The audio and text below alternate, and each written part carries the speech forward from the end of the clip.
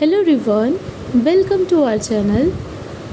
कल हमने 50 questions discuss किए थे, उसके आगे के क्वेश्चंस को हम आज सॉल्व करेंगे। तो वीडियो कैसी लग रही है हमें कमेंट करके ज़रूर बताइएगा। अच्छी लग रही है तो इसको लाइक कर दीजिए, नए हैं तो चैनल को सब्सक्राइब कर लीजिए, और अगर कोई आपके न्यू फ्रेंड्स हैं तो उनके साथ में वीडियो को शेयर कर दीजिए। तो देर न करते हुए शुरू करते हैं आज की वीडियो। पहला क्वेश्चन आपकी स्क्रीन पर है, सही मिलान करना है। ऑप्शन देख लीजिए। शर्मिला रेगे दलित महिला, लीला दुबे महिला और नातेदारी, बीना अग्रवाल लिंग और लैंगिक समानता, उर्वशी गुटालिया महिला और संघर्ष। तो इनमें से आपको बताना है कि कौन सा सही मिलान नहीं है। 3 इनमें से सही मैच हैं, एक है जो कि राइट मैच नहीं है। कौन सा नहीं है ये आपको बताना है। तो आपको पता होगा शर्मिला रेगे ने दलित महिलाओं पे कार्य किया है, लीला दुबे महिला नातेदारी पे काम किया है, उर्वशी गुटालिया ने महिला और संघर्ष पे कार्य किया है, लेकिन बीना अग्रवाल लिंग और लैंगिक समानता ये यहाँ पर राइट मैच नहीं आ रहा है। सी यहाँ पर राइट हो जाएगा। अगला क्वेश्चन, भारत में विधवाओं पर कार्य किसने किया है? बीना अग्रवाल, उर्वशी गुटालिया, मार्था अल्टर चैन या फिर लीला दुबे। तो भारत में विधवाओं पर कार्य किया है मार्था अल्टर चैन ने। यहाँ पर अगेन सी राइट हो जाएगा।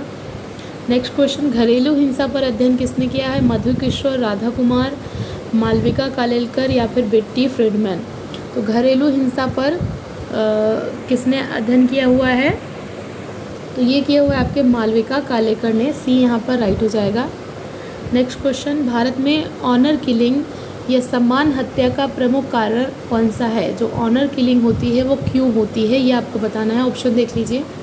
परिवार गोत्र की इज्जत बचाने के लिए, उच्च स्थिति दिखाने के लिए, खाप पंचायतों की मान मर्यादा बढ़ाने के लिए, या फिर इनमें से कोई नहीं। तो ऑनर किलिंग जो होती है वो मुख्यतः इसलिए होती है क्योंकि जब कोई स्त्री अपने परिवार के विरुद्ध जाकर के दूसरी जाति में विवाह करती है, उनको लगता है कि उनके परिवार या गोत्र की इज्जत को खतरा है, तो वो उसको मार देते हैं।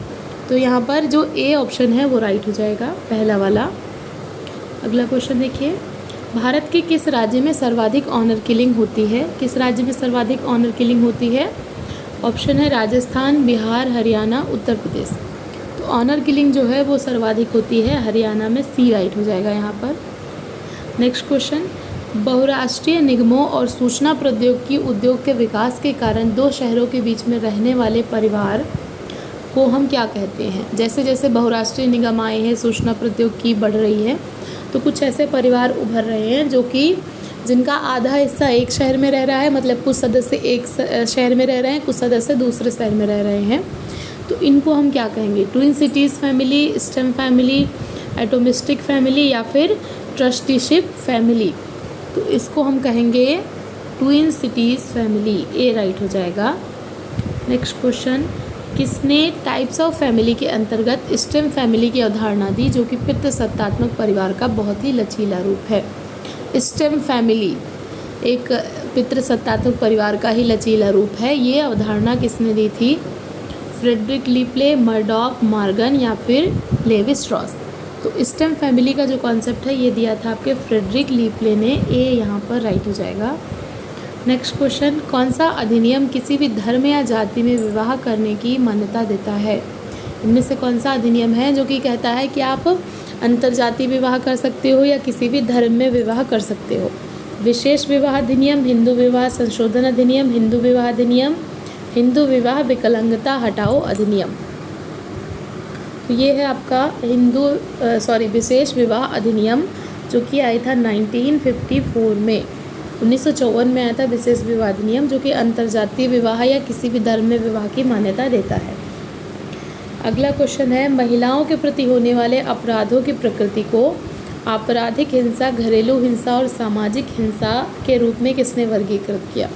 जो महिलाओं के प्रति हिंसा होती है उसको 3 कैटेगरी में डिवाइड किया है। एक तो हो गई आपराधिक हिंसा, एक हुई घरेलू हिंसा और तीसरी हो गई सामाजिक हिंसा। ये 3 प्रकार किसने बताए हैं? Edwin Powers, Ram Ahuja, Urvashi Gutalia, IP Desai. तो ये 3 प्रकार महिलाओं के प्रति होने वाली हिंसा ये बताए हैं राम आहूजा जी ने। बी यहाँ पर राइट हो जाएगा। अगला क्वेश्चन है, किसने समूह विवाह को यौन साम्यवाद कहा है? Westermarck, Morgan, W.H. Reverse, Levi Strauss. तो समूह विवाह को यौन साम्यवाद किसने कहा है? तो ये कहा है आपके W.H. रिवर्स ने। सी यहाँ पर राइट हो जाएगा। अगला क्वेश्चन, भारत के किस राज्य में विवाह के लिए अनेकों अधिनियम ना होके एक यूनिफॉर्म सिविल कोड है जो सभी के लिए समान है? मतलब एक ऐसा राज्य है जहाँ पर शादी के अलग अलग नियम नहीं हैं, सभी के लिए समान नियम हैं जो कि सबको मानने पड़ेंगे। केरल, गोवा, आंध्र प्रदेश या फिर सिक्किम। तो वो स्टेट है आपका गोवा। बी राइट हो जाएगा। अगला question, who wrote the book regional difference in family structure in India? Regional difference in family structure in India, ये पुस्तक के लेखक कौन है? W.H. Reverse, pollen कोलंडा, I.P. Desai या फिर एडविन पॉवर्स। तो ये जो पुस्तक है इसके लेखक हैं पॉलिन कोलंडा। ये जो क्षेत्रीय डिफरेंस है फैमिली स्ट्रक्चर में भारत के, उस पर इन्होंने अध्ययन किया था। बी यहाँ पर राइट हो जाएगा। नेक्स्ट क्वेश्चन, कौन सी नारीवादी दलित महिला विषय से संबंधित है? ऑप्शन है उमा चक्रवर्ती, उर्वशी बुटालिया, शर्मिला रेगे, सिमोन दे बुआ।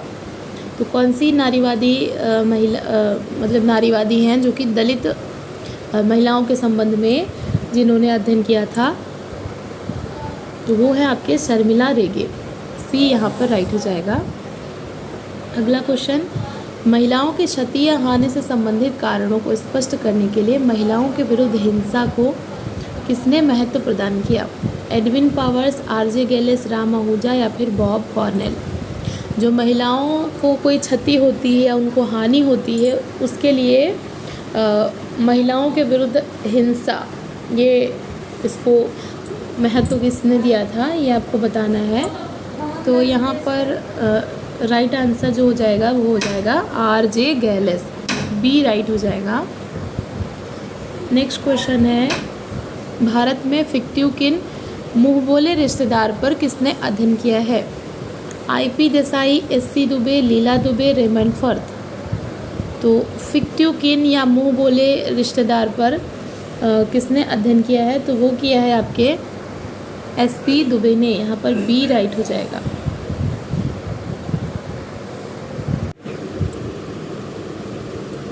अगला क्वेश्चन देखते हैं, भारत में प्राथमिक, द्वितीयक और तृतीयक नातेदारी पर अध्ययन किसने किया है? प्राथमिक, द्वितीयक और तृतीयक, ये 3 प्रकार नातेदारी के किसने बताए हैं? Louis ड्यूमो, S.C. Dubey, K.M. Kapadia या फिर A.M. Shah.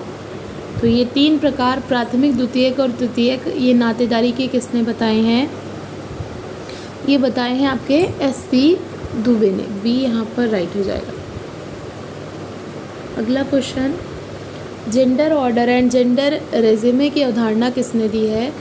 R.W. Connell, Patricia Hill Collins, Judith Butler, C.B. Gardner. Gender order and gender regime कि ये जो 2 कॉन्सेप्ट हैं ये किसने बताए थे? तो इसका जो राइट आंसर हो जाएगा वो हो जाएगा आपका R.W. कॉनेल। R.W. कॉनेल ने ये gender order and gender regime की अवधारणा दी है। ये यहाँ पर राइट हो जाएगा। अगला क्वेश्चन, निम्नलिखित में से कौन सी पुस्तक पैट्रिशिया हिल कॉलिंस की नहीं है? पैट्रिशिया हिल कॉलिंस की कौन सी पुस्तक नहीं है? Black feminist thought, race, class and gender, the politics of empowerment, women and crime. तो इनमें से वुमेन एंड क्राइम ये इनकी पुस्तक नहीं है। डी यहाँ पर राइट हो जाएगा। अगला question, who said nuclear family is the perfect fit of industrial society? यानी कि जो न्यूक्लियर फैमिली है ये इंडस्ट्रियल सोसाइटी में बहुत परफेक्टली फिट होती है, ये किसका मानना था? Parsons, Patricia Hill Collins, K.M. Kapadia, लीला गुलाटी। तो ये मानना था आपके पार्सन्स का। ए यहाँ पर राइट हो जाएगा। अगला क्वेश्चन, सेमियोसिस टर्म किसने कॉइन किया है? सेमियोसिस टर्म एक है, ये किसने दिया है? ऑप्शन है Charles Sanders Peirce, Saussure, Carl Jung या फिर फ्रॉयड। तो सेमियोसिस एक टर्म है जो कि दिया है चार्ल्स सैंडर्स पियर्स ने। ए यहाँ पर राइट हो जाएगा। Next question, who said that symbols as archetypes of the collective unconscious? Option है Levi Strauss, Karl Popper, Carl Jung या फिर बर्नस्टीन। तो symbols as archetypes of the collective unconsciousness, ये किसने कहा था? तो इसका जो राइट आंसर है वो हो जाएगा आपका कार्ल युंग। कार्ल युंग से संबंधित है, सी यहाँ पर राइट हो जाएगा। Next question, who written the book rites of passage? Carl Jung, Van Gennep, Victor Turner या फिर James Scott? Rites of passage ये जो पुस्तक है इसके राइटर आपको बताने हैं। तो इसके राइटर हैं वैन गेनेफ। इन्होंने जीवन यात्रा संस्कार से संबंधित इस पुस्तक में लिखा हुआ है। नेक्स्ट क्वेश्चन, किसने जीवन यात्रा संस्कार के साथ प्रतीकों को भी जोड़ा है? वैन गेनेफ, विक्टर टर्नर और Mary Douglas, Milton Yinger, Howard Becker. तो जीवन यात्रा संस्कार के साथ साथ उसमें प्रतीकों को भी किसने ऐड किया है? तो वो किया है आपके विक्टर टर्नर और मेरी डगलस ने। यहाँ पर बी ऑप्शन राइट हो जाएगा। नेक्स्ट क्वेश्चन, रीति रिवाज के द्वारा बार बार की जाने वाली क्रिया को क्या कहते हैं? जीवन यात्रा संस्कार, अनुष्ठान, परंपरा या फिर लोक रीतियाँ? तो जब हम रीति रिवाज के द्वारा बार बार कोई क्रिया करते हैं तो उसको कहा जाता है अनुष्ठान। यहाँ पर बी राइट हो जाएगा। अगला क्वेश्चन, जब हम आर्थिक व्यवसाय के अंतर्गत फायदे नुकसान के साथ साथ सामाजिक भलाई भी सोचते हैं तो ऐसी अर्थव्यवस्था क्या कहलाती है? निजीकृत अर्थव्यवस्था, नैतिक अर्थव्यवस्था, विनियामिक अर्थव्यवस्था या फिर इनमें से कोई नहीं? तो जब हम ये सोचते हैं कि कोई भी आर्थिक व्यवसाय है तो उसमें हम फ़ायदा नुकसान तो देखते ही हैं, साथ में हम थोड़ा उसको सामाजिक भलाई भी उसमें हम सोचते हैं, तो ऐसी अर्थव्यवस्था को कहा जाता है नैतिक अर्थव्यवस्था। बी राइट हो जाएगा यहाँ पर। अगला question, who written the book the making of the English working class? ये जो पुस्तक है the making of the English working class, E V Thompson, James Scott, Victor Turner, Mary Douglas. तो इसके जो राइटर हैं वो हैं E V Thompson. The making of English working class, E V Thompson. ए यहाँ पर राइट हो जाएगा। नेक्स्ट क्वेश्चन, नैतिक अर्थव्यवस्था की अवधारणा किसने दी? जो कि अभी आपने क्वेश्चन में पढ़ा था कि एक ऐसी अर्थव्यवस्था जहाँ पर आर्थिक लाभ हानि के साथ साथ सामाजिक भलाई के बारे में भी सोचा जाता है। तो नैतिक अर्थव्यवस्था का जो कॉन्सेप्ट था ये किसने दिया था? तो ये दिया था आपके ईवी थॉमसन ने। ए यहाँ पर राइट हो जाएगा again. Next question, EV Thompson द्वारा दी गई नैतिक अर्थव्यवस्था की अवधारणा को किसने विकसित किया था? अवधारणा किसने दी नैतिक अर्थव्यवस्था की? ईवी थॉमसन ने। और इसको विकसित किसने किया है? ऑप्शन देखिए, Milton Yinger, T N Madan, James Scott और लास्ट है वॉन वेस। तो ईवी थॉमसन की जो नैतिक अर्थव्यवस्था की अवधारणा है उसको विकसित किया था जेम्स स्कॉट ने। यहाँ पर सी राइट हो जाएगा। अगला question, who written the book the moral economy of the peasant, rebellion and subsistence in South East Asia? The moral economy of the peasant, यह पुस्तक किसकी है? Victor D'Souza, Victor Hugo, James Scott, Charles Sanders Peirce. ये जो पुस्तक है इसके writer हैं जेम्स स्कॉट। सी राइट हो जाएगा। अगला क्वेश्चन, किस सिद्धांत के अंतर्गत ये माना जाता है कि अपनी वास्तविकता हम लोग खुद बनाते हैं और उसे पारस्परिक क्रिया के द्वारा समझते हैं? कौन सा सिद्धांत या कौन सा परिप्रेक्ष्य ये मानता है कि जो हमारी वास्तविकता है उसको हम खुद बनाते हैं और पारस्परिक क्रिया के द्वारा उसको हम समझते हैं? तो ये आपका है रचनावाद। बी यहाँ पर राइट हो जाएगा। अगला क्वेश्चन, संकेत के दो भाग कौन कौन से हैं? संकेतक और संकेतित यानी सिग्निफायर और signified, sign and symbol, language and sign, semiotic and semiosis. तो साइन के दो पार्ट कौन कौन से हैं? तो साइन के दो भाग होते हैं, सिग्निफायर एंड सिग्निफाइड। ए यहाँ पर राइट हो जाएगा। अगला क्वेश्चन, सेमेंटिक का क्या अर्थ होता है? सेमेंटिक, ठीक है, ठीक से पढ़िएगा, कंफ्यूज नहीं होना। सेमेंटिक का अर्थ क्या होता है? Study of language, study of sine and symbol, study of meaning, study of culture. तो सेमेंटिक का अर्थ पूछ रहा है तो हो जाएगा स्टडी ऑफ मीनिंग। सी यहाँ पर राइट हो जाएगा। नेक्स्ट क्वेश्चन, सेमियोटिक्स का क्या अर्थ होता है? ऊपर था सेमेंटिक्स यानी study of meaning, next term है सेमियोटिक्स। इसका क्या अर्थ होता है? Study of culture, study of ideology, study of language, study of sine and symbols. तो सेमियोटिक्स का अर्थ होता है study of sine and symbols, यानी कि डी यहाँ पर आपका राइट हो जाएगा। Next question, who is the father of semiotics? जो सांकेतिक विज्ञान है इसके पिता किसको माना जाता है? फ्रायड को, सॉसरे को, कार्ल यंग को, चार्ल्स सैंडर्स पियर्स को। तो सेमियोटिक्स के फादर माने जाते हैं आपके सॉसरे। बी यहाँ पर राइट हो जाएगा। अगला क्वेश्चन, किसने कहा कि आध्यात्मिक शक्तियों में विश्वास ही धर्म है, या फिर धर्म आध्यात्मिक शक्तियों में विश्वास है? ये किसने कहा था? ऑप्शन है Tylor, Max Weber, Max Muller, Frederick Taylor. धर्म आध्यात्मिक शक्तियों में विश्वास है, किसने कहा था? टायलर ने कहा था। ए यहाँ पर राइट हो जाएगा। अगला क्वेश्चन, किसने पवित्र और अपवित्र, ये दो ऐसे शब्द हैं जिनमें कन्फ्यूज़न होती है, इसलिए कभी भी ये आए तो इनका इंग्लिश टर्म ज़रूर पढ़ना। अब यहाँ पर क्या है? Sacred and profane.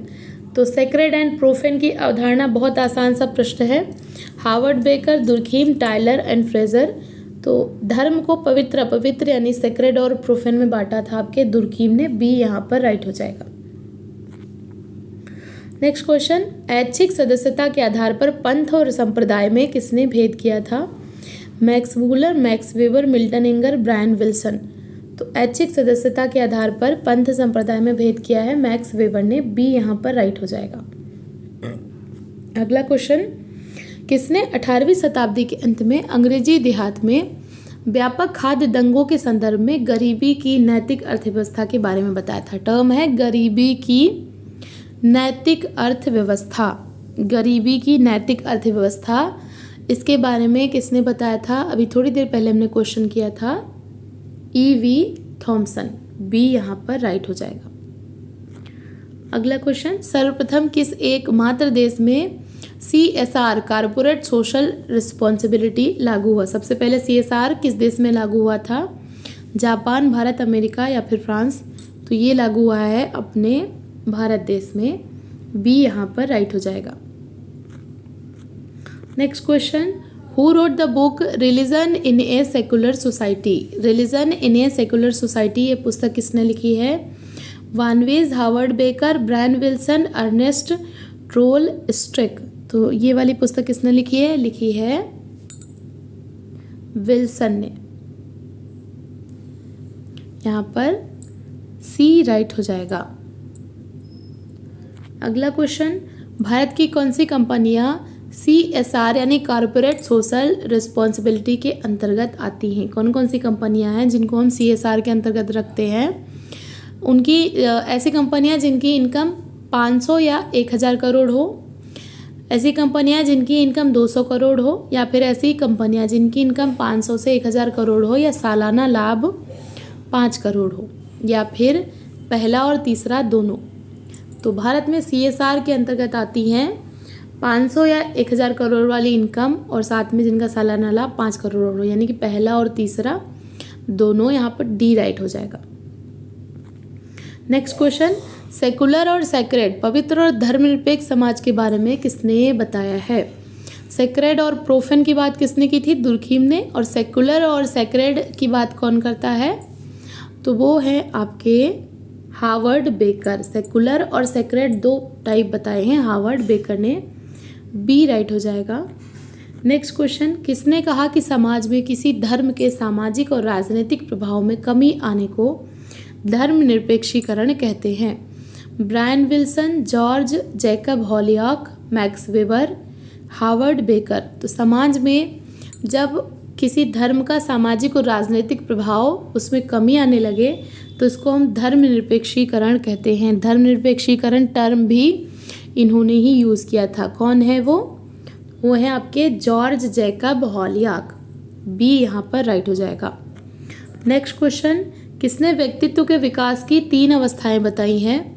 आत्मरति, वस्तु अन्वेषण और परिपक्वता। व्यक्तित्व विकास की 3 अवस्थाएं होती हैं, आत्मरति, वस्तु अन्वेषण और परिपक्वता। इवांस प्रिचार्ड, फ्रायड, अर्नेस्ट कैसियर या फिर रेमंड फर्थ। तो ये हैं आपके फ्रायड जिन्होंने व्यक्तित्व विकास की 3 अवस्थाएं बताई हैं। बी यहाँ पर राइट हो जाएगा।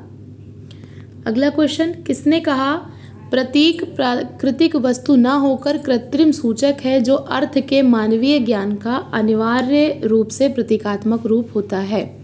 प्रतीक क्या है? कोई प्राकृतिक वस्तु नहीं है बल्कि एक कृत्रिम सूचक है। ये किसने कहा था? रेमंड फर्थ ने, अर्नेस्ट कैसियर, फ्रायड, इवांस प्रिचार्ड। तो ये कहा था आपके अर्नेस्ट कैसियर ने। यहाँ पर बी राइट हो जाएगा। अगला क्वेश्चन, किसने कहा कि प्रतीक सामाजिक प्रक्रियाओं में ऑपरेटर का कार्य करते हैं जो पात्रों को एक स्थिति से दूसरी स्थिति में जाने में मदद करते हैं? एक तरीके का ऑपरेटर होते हैं सिंबल्स।